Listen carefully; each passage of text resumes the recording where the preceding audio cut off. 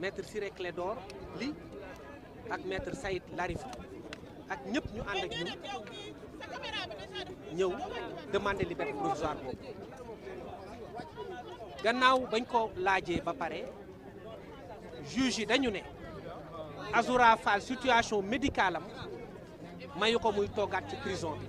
pour bañ mu aggravé wu dañ koy bax mu dem ñibbi mooy bàyyi ndigandi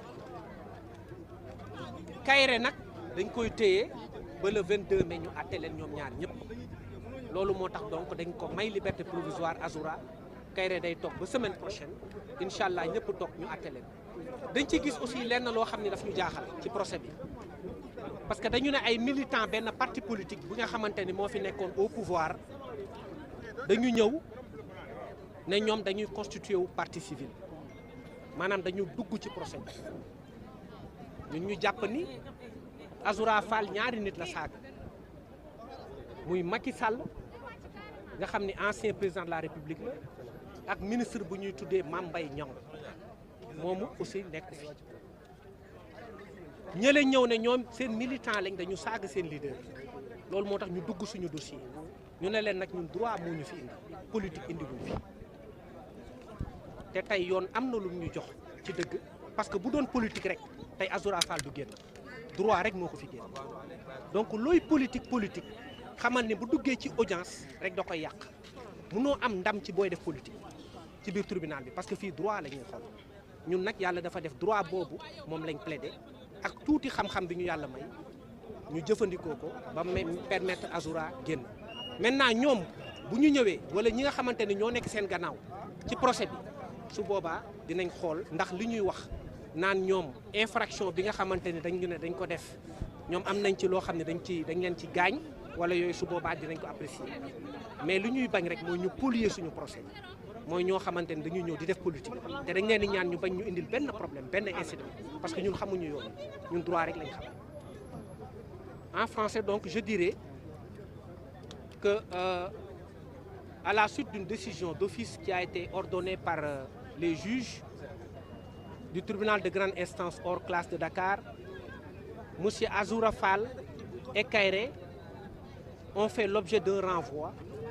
au 22 mai, le dossier bien entendu. Le renvoi est tiré du motif d'une convenance personnelle qui ne peut pas être étalée sur la place publique. Mais en tout état de cause, les juges ne sont pas encore suffisamment préparés pour juger l'affaire parce qu'ils ont reçu le dossier très tardivement hier. Ça se conçoit bien et ça se comprend. Parce que pour juger des hommes aussi, il faut connaître ce sur quoi porte leur affaire. Donc nous nous en réjouissons. Pour nous, il n'y a pas de problème sur le principe. Maintenant, le renvoi ayant été ordonné au 22 mai, il nous est loisible, conformément à la loi, de demander la liberté provisoire. Et nous-mêmes, Maître Abdinar Ndiaye, ici présent à ma droite, Maître Brice Silva à ma gauche, Maître Ciré Clédor Ly et Maître Larifou Saïd, ainsi que d'autres excellents confrères, ont participé à demander une liberté provisoire de M. Azoura Fall et de M. Kairé. Le tribunal s'étant retiré pendant un temps plus ou moins long, malgré l'opposition du parquet, parce que le parquet s'est opposé à la demande de mise en liberté provisoire. Le tribunal a passé outre et a ordonné la liberté provisoire de M. Azoura Fall, qui avait un dossier médical très parlant, qui avait des produits depuis l'enquête préliminaire. Azoura Fall a été mis en liberté provisoire et Kairé maintenu jusqu'au 22, date à laquelle ils seront tous les deux jugés et feront face à leur juge. Ce qui nous a gênés dans l'affaire, c'est la présence d'un cheveu dans la soupe. Parce que nous ne faisons pas de la politique. Nous faisons du droit.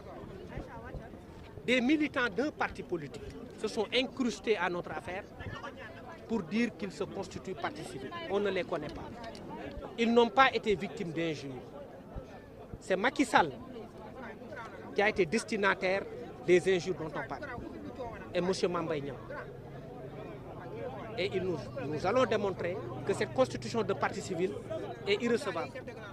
Et mieux, elle est même ridicule, parce que ça va polluer le procès. Nous ne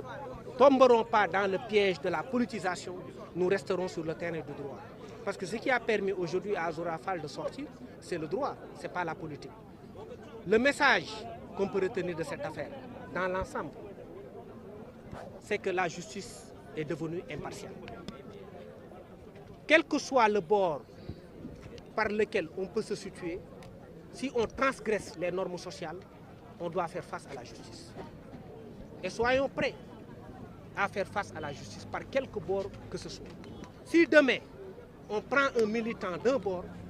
qu'il ne crie pas sur tous les toits qu'il a été injustement arrêté. Parce que l'exemple a été donné. Le tocsin a été sonné. Azora Fall qui est parti, qui est membre du parti au pouvoir, ainsi que Kairé ont été emprisonnés et Kairé le sera encore au moins pour une semaine. Donc le message a été compris et je pense que ça a été compris non seulement par le parti au pouvoir, mais par toutes les parties. Et ceux qui décriaient la justice n'ont plus d'arguments. Si on les arrête demain, ils doivent faire face à la justice et de façon digne,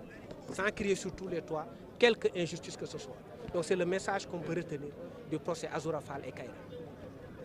Voilà, merci. Maintenant, sànni ci kàddu voilà dafa jëlaat voilà ñu bàyyi ko moom tam dafa fas yéene sànni kàddu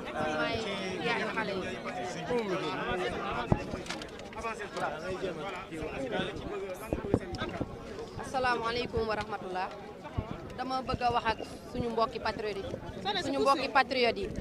rawatina sama doom yi nga xam ne ñoom lañ téye fii tey muy Azora ak Kairé. Man maa ngi tudd Soxna Diarra Diop nekkoon Pastef Angleterre bokk Pastef depuis 2015. dama am lu ma bëgg a dolli rek gannaaw ba ma ñaanalee Azora yàlla génnee na ko ci waaye di ñaanal Kairé tamit yàlla génnee ko si. Yéen patriote yi maa ngi leen di ñaan ki nga xam ne mooy suñu leader. du suñu président parti bu leen fàtte ni système bi fi nekk bari na loo xam ne changé gut te liñ bëgg suñ ko amee Ousmane Sonko mooy téye mbaar mi mooy kenu bi nga xam ne moo téye mbaar mi te suñ ñu jëlee ñun patriotes yi dóor ñu ci kaw Ousmane Sonko président Ousmane Sonko dina daanu te bu daanoo mbaar mi tuuru Ousmane Sonko mooy kenu bi maa ngi ñaan patriotes yi delloo si leen seen xel ngeen xam ni président Ousmane Sonko xam na fi mu ñu jëlee te xam na lim ñu bëggal te xam na fan la ñu jëmee nañu am patience nañu déglu suñu leader nañ ko gëmee woon ba dara dul dara mu jàkkaarloo ki fi nekkoon di xeex ak moom ba jëlee ko fi mu toog mu leer ko naññi xam ban yoon lay jaar pour yóbbu ñu fi mu ñu bëgg a yóbbu nañ am patience nañ ànd ak yar. nañ ànd ak teggin nañu déglu suñu leader nañ ko daan dégloo nit nag boo yëkkatee lu diis teg ko ci loxoom jot ba mu amoon di mën a génn di wax ak yow soo ko woowee jot ko loola bu ca continuer fi ngeen bëgg réew mi àgg fa du fa àgg képp kuy patriote maa ngi lay ñaan nga delloo si sa xel te xam ne système bi Macky Sall rek a dem waaye lu bari changé gul te comme changé gul nag te am nañu doole am nañu xaalis te ñun ay pauvre lañ ndax sàccuñu fenuñu xam nañ nag fu ñu jëmee réew mi maa ngi leen da ñaan yéen ñëpp ngeen delloo si seen xel te def lu ñu suñu leader santuñu ay saaga santuñu xuloo santuñu xastante képp koo xam ne bëgg ngaa wax am nga loo fesal ndax ñi ngi liggéey suñu ñaari frères yi nag ñi ngi leen di supporter 100% ñi ngi ànd ak ñoom 100% tey ñaanal leen yàlla ñu génn ceeg jàmm te buñ ci génnee ñu focus ci leneen wane liggéey bi Seydina Ousmane di liggéey ak suñu président Bassirou Diomaye Faye maa ngi ñaan képp kuy patriote boo déggee sama kàddu yi bul ma jàpp ci sama jëmm ju xeebu ji nañ xam ne ñun ñoo bokkoon liggéey bi di ko liggéey ñun ñoo bokkoon di xeex di bëgg a jot ci réew mi nañu gëm suñu leader te wóolu ko te fonk ko te delloo ko cëreem te xam ne bu dul woon ak moom a tey lii ñu am duñ ko am fii yàgg nañ fee taxaw ñu dañu sànni ay lakkari masal ak diñu ray ak diñu tëj jàmm ji ñu nekkee Seydina Ousmane ñu ko may gëm giñ ko gëm ba bu ñu joxeñee ñu def nañ continuer di ko gëm di ko wóolu te di ko fonk te di ko jox cëram wasalaam. Alaaji yow tam ñëwul sànni ci kaddu xam naa ni voilà boobu ba tey avancé tuuti ndax cybersécurité ba tey ñu ngi lay gis ni nga ñëw daal di taxaw ci li nga xam ne mooy affaire Azora Fall lan nga ci mën a sànni ci tënk ci kàddu. ginnaaw bi mu amee liberté provisoire. waaw Ousseynou Kairé nekk kaso ba le